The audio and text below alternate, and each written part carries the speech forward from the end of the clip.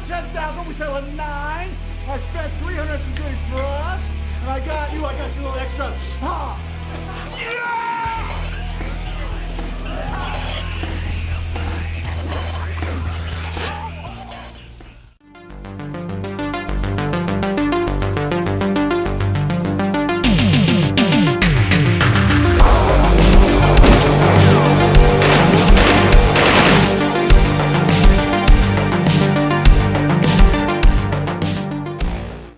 So we are talking about the movie Dog Eat Dog, starring Nicolas Cage and Willem Dafoe. Now, by saying you have Willem Dafoe and Nicolas Cage in a movie, and they say that they give some weird performances, it's probably a moot point, really, realistically. These guys basically make their living of doing strange, whacked-out characters, and here we have two of them doing strange and whacked-out characters.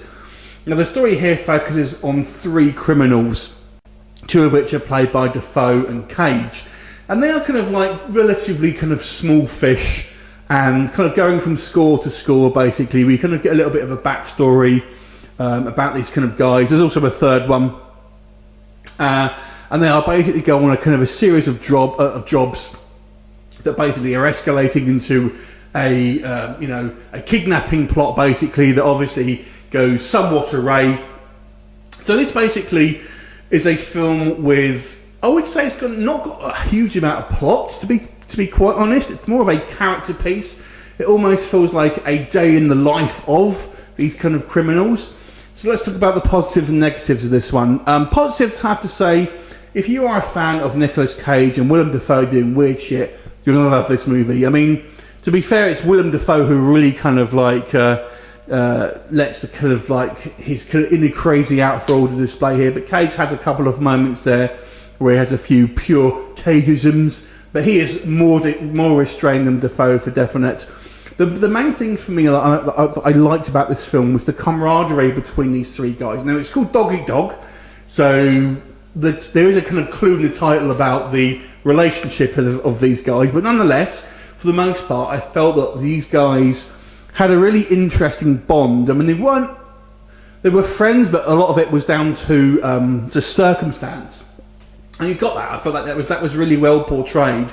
So the way these kind of characters were written felt like they did have kind of a genuine relationship, and it did seem very natural in the way, especially with Nick Cage, the way he kind of almost looks out for certain of the other two and kind of doesn't. The small little things, basically, like he kind of gets Willem Dafoe's character, who's like a massive druggie, to make some extra drugs just because he wants to.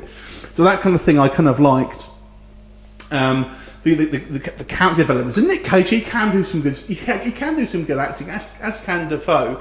But also the other guy here, whose name escapes me, again holds his own, I would say, for a very different kind of like he's like the big thug guy, but he also has bit more depth than maybe those type of characters would normally do.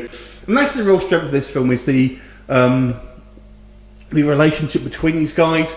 If you are a fan of kind of violence, then this film has some very admittedly sporadic violence, but when we do see it, it's pretty damn brutal. These guys are not nice people. So this is not a heroic story.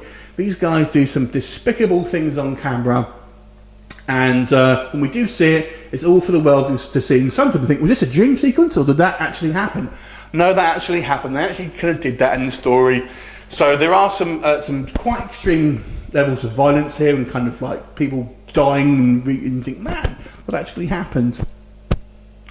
Now, the negatives here, I feel the director fancies himself as a bit of a Robert Rodriguez, Tarantino style filmmaker. So he has these kind of like artistic flourishes that are in some of the sort of scenes, but not in others.